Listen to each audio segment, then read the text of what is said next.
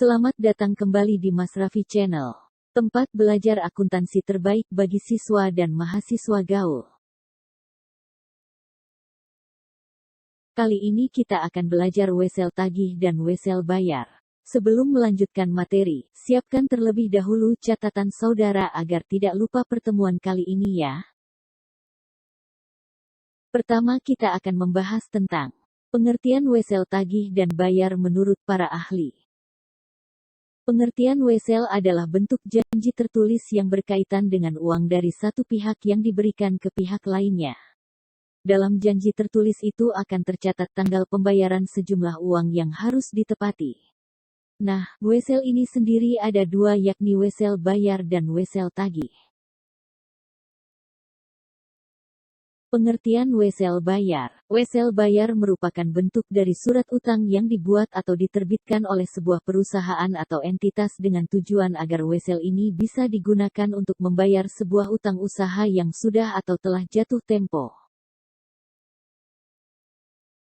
Pengertian wesel tagih. Wesel tagih adalah sebuah pernyataan tertulis yang isinya menyebutkan utang suatu perusahaan yang masih belum terbayar oleh pihak lain atau perusahaan lain. Biasanya wesel ini disebut juga dengan piutang wesel. Wesel tagih ini bisa memiliki bunga atau bisa juga tanpa bunga. Karakteristik wesel bayar.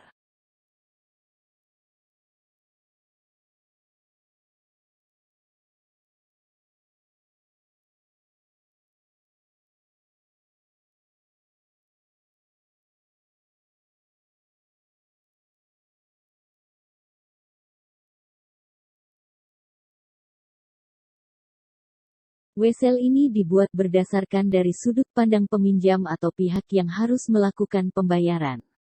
Di sini wesel akan menjadi salah satu tanda atau bukti yang resmi untuk pemberi pinjaman dalam menagih utang yang sudah diberikan pada pihak peminjam.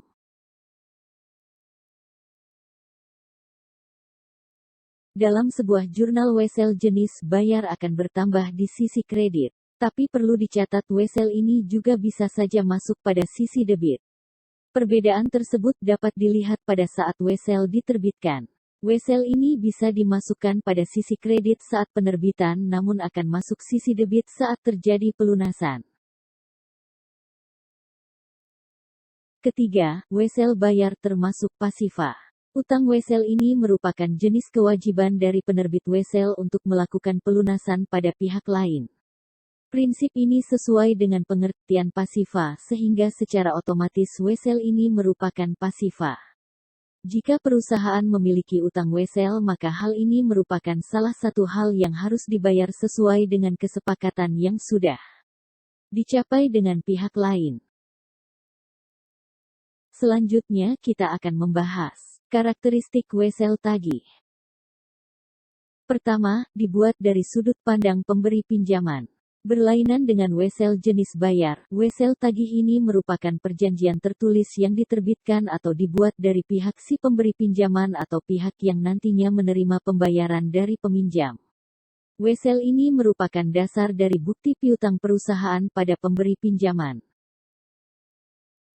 Kedua, wesel tagih bertambah di sisi debit. Masih berbeda dari utang wesel, piutang wesel ini akan berada di sisi debit jika dilihat pada sebuah jurnal. Di mana maksudnya pemberi pinjaman bisa mendapat tambahan debit seperti pendapatan atau kas.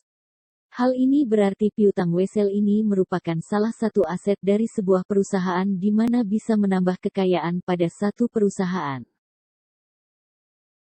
Ketiga, wesel tagih termasuk aktiva. Jika utang wesel merupakan pasifa maka piutang wesel adalah aktiva. Posisi dari piutang wesel ini adalah kekayaan bagi sebuah perusahaan oleh karena itu tergolong sebagai aktiva, karena sesuatu yang nantinya akan diterima oleh satu perusahaan pemberi pinjaman.